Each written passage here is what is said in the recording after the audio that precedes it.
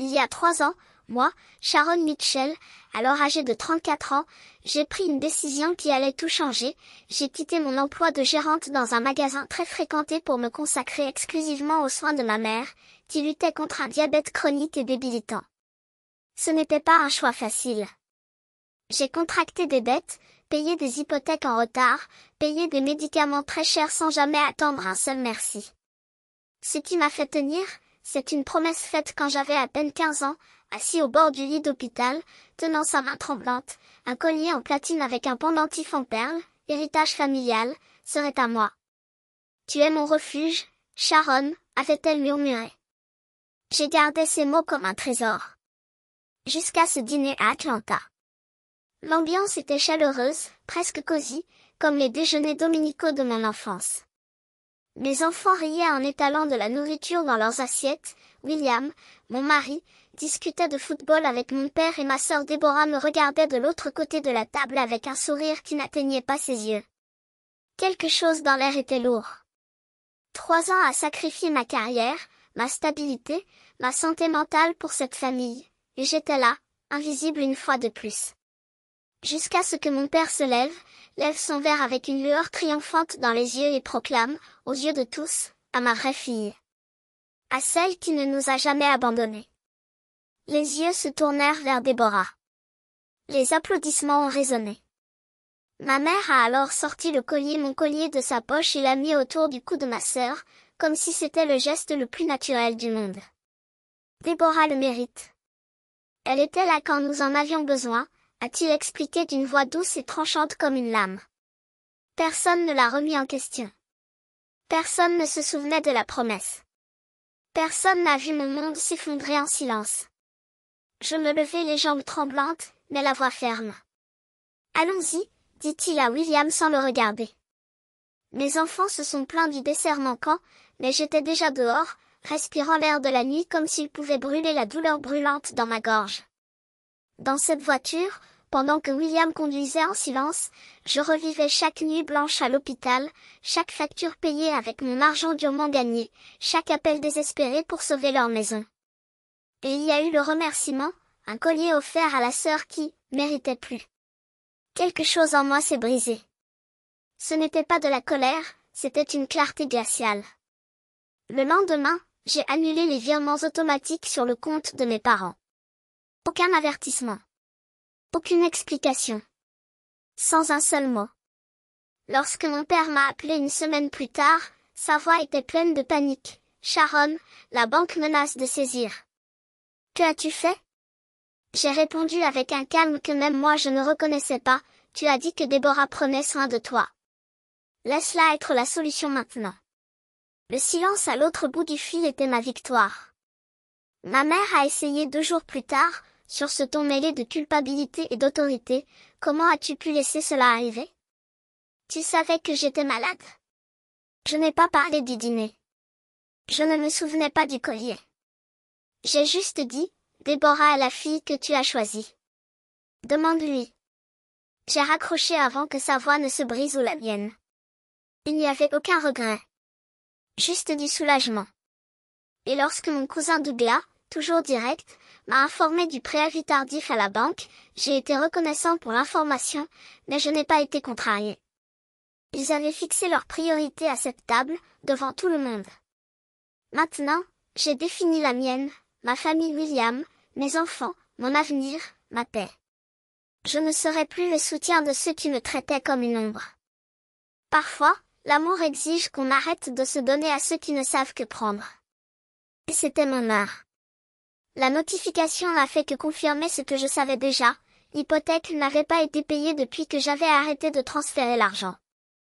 Le banc avançait au fur et à mesure de l'exécution, et mes parents couraient d'avant en arrière comme des cafards étourdis. Peut-être que je devrais me sentir désolée. Mais je ne l'ai pas ressenti. Ils m'ont traité comme de l'air frais pendant trop longtemps. C'est à ce moment-là que j'ai appris que Déborah avait emménagé chez eux. Ma tante a appelé William, indigné, lui disant que son cousin s'occupait de tout, avec la promesse de régler le désordre. J'entendais sa voix dans ma tête, mielleuse et pleine de certitude. Ne t'inquiète pas, je vais trouver une solution. Ils n'ont pas fermé les comptes. Déborah n'avait jamais payé une seule facture pour eux. Ils vivaient de petits boulots, vendre des bijoux en ligne, travailler dans une boutique, mais ils n'étaient pas exactement l'image de la stabilité. Pourquoi, tout d'un coup, est-elle devenue la sauveuse du pays? Je me souviens de son sourire lors de ce dîner. Des doigts caressant le collier comme s'il s'agissait d'un trophée. Quelque chose n'allait pas. Il y avait là un angle, un jeu que je ne comprenais pas encore bien. J'ai décidé de creuser plus profondément.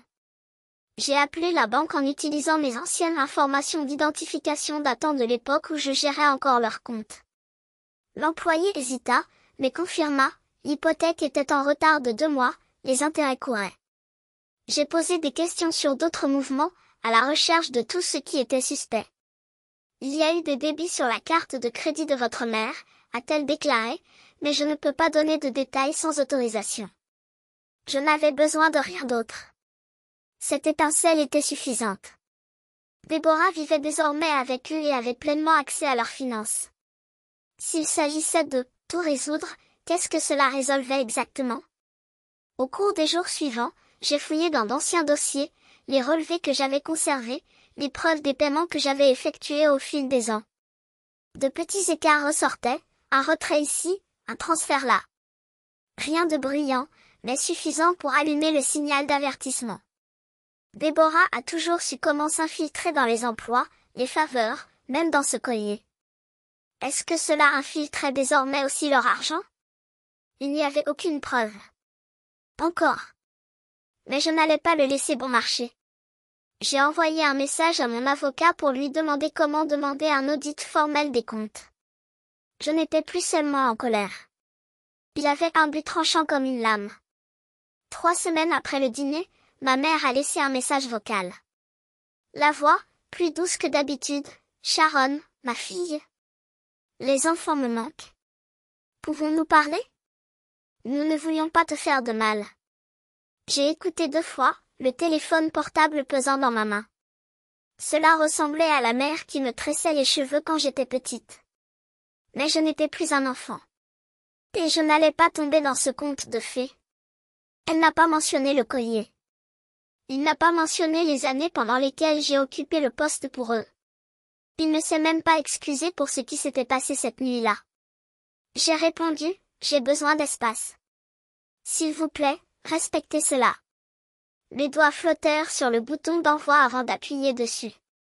Un sentiment de culpabilité est apparu, mais il s'est rapidement dissipé. Ils m'ont réduit à néant. Maintenant, ils voulaient que mes enfants comblent le vide. Quelques jours plus tard, le planificateur financier de la famille m'a appelé.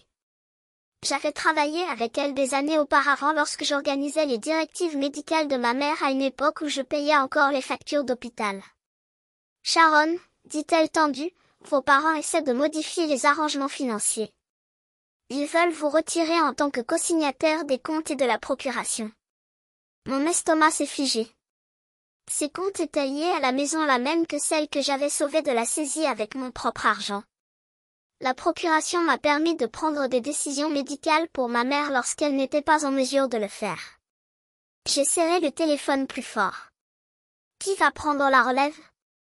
Ai-je demandé, connaissant déjà la réponse. Déborah, confirma-t-elle. Bien sûr. Déborah, qui n'a jamais payé de facture. Qui est entrée en talons hauts, avec de faux sourires, et est ressortie avec mon collier. J'ai raccroché, mon esprit s'emballant. Il ne s'agissait plus du collier. Il s'agissait de m'effacer. Il me coupait la parole pour tout lui remettre. J'ai pensé au toast de mon père, au discours fier de « vraie fille », aux mains de ma mère passant ce pendentif en perles. Ils ne m'ont pas seulement trahi. Ils étaient en train de réécrire ma place dans cette famille. J'ai ouvert mon ordinateur portable et j'ai extrait les relevés que j'avais archivés des années où j'avais géré leur paiement. Les chiffres me regardent comme un miroir, 200 $ par mois pour l'hypothèque, 300 $ pour l'insuline de ma mère, des milliers d'autres en hospitalisation. Tout est sorti de ma poche. Et maintenant? Ils ont confié le contrôle à Déborah. Ce n'était pas la tristesse qui me serrait la poitrine. C'était une résolution froide et ferme. Je n'allais pas laisser ça arriver. Ce soir-là, J'ai reçu un email d'Evelyne, ma meilleure amie depuis le lycée. Elle était toujours à mes côtés. Jetez un œil à ça, a-t-il écrit, avec une série d'attaquants attachés. J'ouvris les dossiers, mes yeux dévorant l'écran. Il s'agissait d'une preuve de la carte de crédit de ma mère, envoyée par un ami commun qui travaillait à la banque. Les achats étaient récents, 800 dollars chez Target pour des vêtements, 1200 dollars chez Nordstrom pour un sac, 2500 dollars pour un petit voyage à Orlando. Le schéma était indubitable. Déborah vivait avec eux depuis 2 semaines, avec un accès illimité à leur compte. Ma mère n'avait pas quitté la maison depuis des mois, et encore moins fait ses courses chez Nordstrom. Ce n'était pas la sienne. C'était de Déborah. Je m'appuyais en arrière sur ma chaise, mes mains tremblant de fureur. J'ai revu la scène du dîner, ses doigts sur le collier, ce regard, je vais trouver une solution. Il ne s'agissait pas seulement de prendre ma place. Je les pillais. J'ai transmis les courriels à mon avocat, que j'avais engagé après le message de Douglas concernant la notification de retard. Pouvons-nous utiliser ça? J'ai écrit. Je pense que Déborah vole ma mère. La réponse est arrivée en moins d'1 heure, c'est grave. Nous avons besoin de plus de preuves, mais nous pouvons maintenant commencer à monter le dossier. J'ai senti quelque chose s'allumer en moi, comme du feu dans de la paille sèche. Déborah pensait pouvoir manipuler tout le monde. Mais il n'allait pas gagner cette fois. Au cours des jours suivants, j'ai appelé des contacts des cousins qui m'ont aidé à payer leurs impôts, une voisine qui a entendu Déborah se vanter de sa nouvelle vie. Chaque conversation était une pièce du puzzle. Elle lançait des piques, je m'occupe de la famille, tout en achetant des vêtements et des billets d'avion avec leur argent. Cela m'a rendu malade. Pas pour moi, mais pour eux. Ils ont choisi de lui faire confiance, et elle les saignait à blanc. Mais je n'étais plus le sauveur. Je n'allais pas mendier le respect qu'ils ne m'ont jamais accordé. Il ne s'agissait pas de les sauver. Il s'agissait de faire payer Déborah. À la fin de la semaine, j'avais suffisamment de matériel pour savoir que j'étais sur la bonne voie. Les courriels d'Evelyne n'étaient qu'un début. J'ai autorisé mon avocat à déposer une demande d'audit formel des comptes de ma mère. Déborah avait franchi une ligne. Et j'étais prêt pour la guerre. Pas pour le collier. Pas pour leur approbation. Pour la vérité. Elle était la véritable prédatrice. Chaque document, chaque transaction frauduleuse, chaque message arrogant était une preuve irréfutable. Déborah n'était pas la fille dévouée qu'elle prétendait être. C'était une parasite, une menteuse qui se nourrissait de la confiance de mes parents tout en les laissant au bord du gouffre financier. Et maintenant, avec le rapport du commissaire au compte en main, j'avais ce qu'il me fallait pour l'enterrer. Karen n'a pas perdu de temps. En moins de 24 heures, elle a déposé une requête en référé au tribunal, en joignant toutes les preuves, les relevés bancaires avec des retraits suspects, les factures d'achat de luxe, les messages où Déborah se vantait d'avoir manipulé mes parents. C'est de la dynamite, a-t-elle dit au téléphone, sa voix coupant comme une lame. Le juge n'aura d'autre choix que d'intervenir. Nous demanderons une injonction pour geler leur compte jusqu'à l'audience. J'ai pris une profonde inspiration, sentant le poids de la victoire approcher. Il ne s'agissait plus de reprendre ce qui m'appartenait, mais d'arracher Déborah de l'ombre où elle se cachait, l'exposant à la lumière crue de la justice. Pensait-elle qu'elle pourrait me détruire avec un procès? Votre erreur. J'étais sur le point de rendre le coup avec des intérêts et une correction monétaire. Mais il y avait un détail qui me rongeait encore intérieurement, mes parents.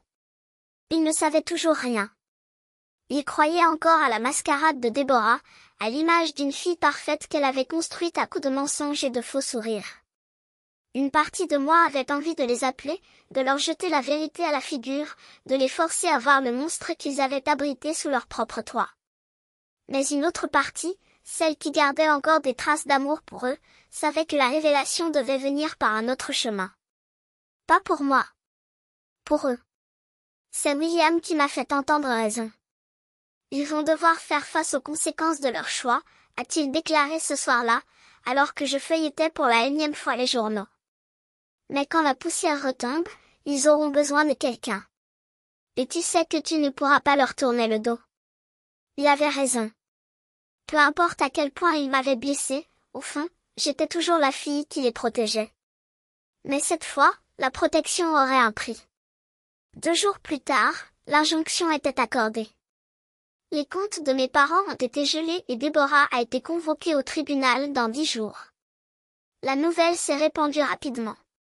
Evelyne m'a appelée, sa voix tremblante d'excitation. Déborah panique. Elle a appelé tout le monde en pleurant, disant que vous détruisez la famille. Comme si elle n'avait pas fait ça seule. J'ai souri, froid. Laissez-la pleurer. Pleurer ne rembourse pas la dette de la carte. Le jour de l'audience est arrivé et je suis entrée dans le tribunal avec l'attitude de quelqu'un qui avait déjà gagné. Karen à mes côtés, le dossier rempli de preuves, les regards curieux des personnes présentes. Et voilà Déborah, assise à côté d'un avocat de second ordre, le visage pâle, ses doigts tordant nerveusement un mouchoir. Lorsque nos regards se sont croisés, elle a essayé de conserver un air de supériorité, mais j'ai vu la panique dans ses yeux. Elle le savait. Je savais que j'avais tout. Le juge n'a pas perdu de temps en formalité. Mademoiselle Sharon, a-t-elle déclaré en feuilletant les documents, les preuves présentées sont sérieuses. Nous avons ici un schéma évident de détournement de fonds, de fraude et de manipulation émotionnelle. L'accusée, elle a regardé sévèrement Déborah, à 48 heures pour présenter une défense solide ou faire face à des poursuites pénales. Astérisque. L'avocat de Déborah a marmonné quelque chose à propos de malentendus familiaux, mais le juge l'a interrompu d'un geste. Ce n'est pas un malentendu. C'est un vol. Elle s'est tournée vers moi. Quant au procès intenté contre vous, je le considère frivole et malveillant. Je le dépose immédiatement et je condamne l'accusé à payer tous les frais de justice. Je n'ai pas regardé Déborah lorsque nous avons quitté la pièce. Cela n'en valait pas la peine. Mais avant de franchir les doubles portes, je me suis arrêtée et j'ai fait demi-tour. Elle était là, immobile, les yeux pleins de haine et de défaite. Une chose, Déborah, dis-je, assez bas pour qu'elle seule puisse l'entendre. Tu as toujours voulu ma place. Maintenant tu l'as. J'espère que ça en vaut la peine. Je suis partie sans me retourner. Qu'aucun verdict ne pourrait combler.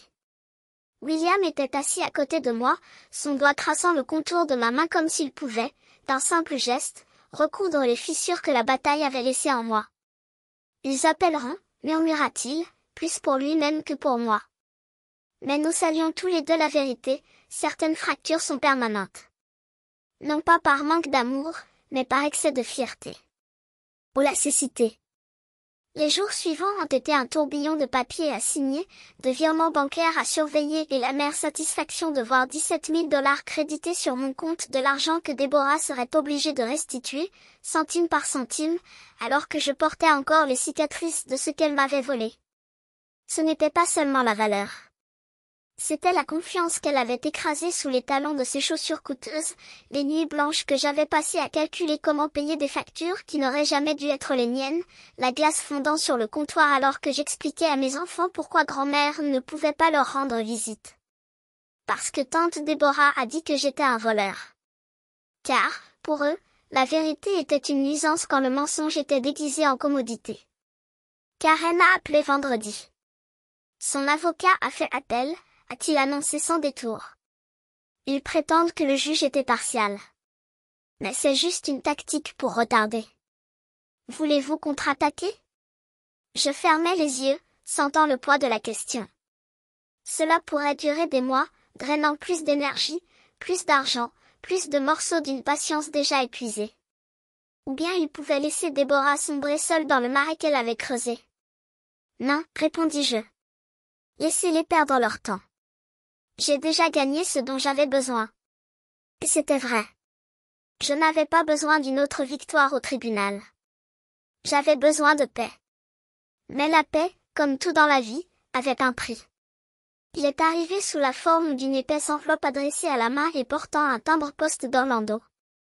Mon cœur fit un bond traître lorsque je reconnus l'écriture de ma mère tremblante, inclinée vers la droite, comme si chaque mot coûtait un effort herculéen.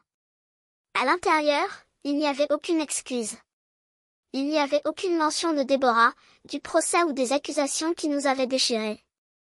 Juste une photo jaunie, prise dans le jardin de la maison où j'ai grandi, moi à 7 ans, tenant un bouquet de marguerites cueillies dans le jardin, mon père en arrière-plan, souriant, l'appareil photo capturant le moment précis où il a dit quelque chose qui m'a fait rire. Au dos, une seule phrase, rappelez-vous comment nous étions. Ce n'était pas une demande de pardon. C'était une trêve. Ou peut-être une addition. J'ai gardé la photo dans le tiroir de ma table de chevet, à côté des actes de naissance de mes enfants et de la bague que William m'avait offerte le jour où j'avais promis de ne plus jamais m'incliner devant des gens qui ne méritaient pas ma loyauté. Je n'ai pas répondu. Je n'ai pas appelé. Mais pour la première fois depuis des mois, j'ai pleuré sans colère. J'ai pleuré pour la fille sur la photo, pour la femme que j'étais devenue et pour la distance intouchable qui les séparait. Déborah a payé le premier versement à temps. Le relevé bancaire est arrivé comme un trophée macabre, preuve qu'en fin de compte, même elle avait été obligée de s'agenouiller devant la vérité. Mais les trophées ne réchauffent pas les nuits d'hiver, ni ne comblent le silence à table lorsqu'il n'y a pas de chaise. Mes parents n'ont pas assisté au 6e anniversaire de ma fille. Ils n'ont envoyé ni carte, ni cadeau, ni même message. Et pour la première fois, ça ne faisait pas mal. Ou bien cela faisait mal d'une manière différente comme la douleur fantôme d'un membre sectionné, palpitant non pas parce qu'il est toujours là, mais parce que le corps refuse d'accepter qu'il ait disparu. William m'a retrouvé dans le jardin, où je taille les rosiers avec une détermination qui confine à la violence. Vous n'avez pas besoin de leur prouver quoi que ce soit, dit-il en me retirant les gants sales des mains. J'ai souri, car il savait toujours lire mes pensées avant même que je les formule. Je sais, répondis-je en laissant tomber les ciseaux sur la terre. Mais je dois me prouver que je peux m'épanouir sans leur ombre. Et c'était tout. Pas une victoire, pas une défaite, mais un choix, arroser ce qui reste, au lieu de pleurer pour ce qui a été perdu. Les enfants jouaient dans la cour, leur rire perçant l'air comme des cloches. À l'intérieur de la maison, l'odeur du pain qui cuit se mêlait au parfum des roses que je venais de couper. La vie, têtue et belle, a continué. Aucune excuse. Pas de pardon. Juste comme ça imparfait, douloureux, malgré tout, mien. Rien de moins qu'un héritage plus précieux que n'importe quel mur ou terre. La maison où j'ai grandi n'avait plus la forme de la famille que j'avais connue autrefois. 4 mois après le procès, j'ai pris la décision finale. Avec le jugement en ma faveur, j'ai retrouvé la pleine propriété de la maison de mes parents grâce à ma part de 30% et à l'ordonnance du juge. J'ai envoyé une mise en demeure à ma mère, mon père et Déborah, 45 jours pour partir. Ce n'était pas facile. Une partie de moi voyait encore cet endroit comme la maison où ma mère préparait des plats qui sentaient l'enfance, où les rires résonnaient dans les couloirs. Mais ce n'était plus une maison. C'était une attente, un monument à la trahison. Je restais ferme, la poitrine serrée, mais la certitude que c'était la dernière étape pour clore ce chapitre m'a soutenue. Déborah ne s'est même pas battue. J'ai appris d'une voisine qu'elle avait fait ses valises en une semaine, laissant mes parents derrière elle sans un mot. Il trouve un emploi dans un salon de manucure, loin des rêves de commandement qu'il nourrissait dans les ruines de sa famille. Je n'ai pas été surpris. Déborah s'enfuyait toujours lorsque la route devenait raide, laissant les autres nettoyer les dégâts qu'elle avait causés. Mes parents ont emménagé dans un petit appartement à la périphérie d'Atlanta, payé avec le peu qu'il leur restait. Ils n'ont jamais appelé. Ils n'ont jamais envoyé de message. Leur silence était la signature définitive d'un choix qu'ils avaient fait depuis longtemps, le leur, pas le mien. J'ai vendu la maison 1 mois plus tard. La transaction a été rapide, presque indolore. Un jeune couple l'a acheté, désireux d'écrire leur propre histoire entre ses murs. Les 300 000 $ que j'ai reçus ont été comme une bouffée d'air frais. J'ai économisé la majeure partie de cet argent pour mes enfants, créant ainsi un fonds qui garantirait leurs études des opportunités que je n'ai jamais eues. Les autres ont remboursé leurs dettes et semé les graines de notre nouveau départ. William et moi avons trouvé un nouvel endroit, une maison simple, avec une cour pour que les enfants puissent courir. Ce n'était pas luxueux, mais c'était le nôtre, libre des fantômes qui hantaient autrefois chaque pièce. En déballant les cartons dans la nouvelle cuisine, j'ai tout revécu, les toasts de mon père, le collier de ma mère, les mensonges de Déborah, le lourd silence des salles d'audience. Je m'étais battue pour la justice et j'avais gagné, mais la victoire avait laissé des cicatrices. Le refus de mes parents de me voir, de reconnaître ce que j'avais fait pour eux, me blessait d'une manière qui n'avait pas de nom. Et pourtant, là, entouré des rires de mes enfants et de la présence sereine de William, quelque chose de nouveau s'est épanoui en moi. Liberté. Pendant des années, j'ai porté vos fardeaux comme s'ils étaient les miens. Pas plus. J'avais construit ma propre vie, ma propre famille, ma propre valeur. La leçon est venue lentement, taillée dans la douleur et les choix. Le respect de soi ne s'hérite pas, ne se demande pas, il se construit. J'ai passé des années à le chercher dans le collier de ma mère, dans son approbation, dans des miettes d'affection qui ne satisfaisaient jamais. Mais c'est dans le combat, c'est en affrontant Déborah, c'est en récupérant ce qui m'appartenait que je l'ai retrouvé. La maison est partie. La famille, fracturée. Mais pour la première fois, j'étais rentier. Mes enfants grandiraient en sachant que leur valeur ne dépendait pas des mains de quelqu'un d'autre. Et ça,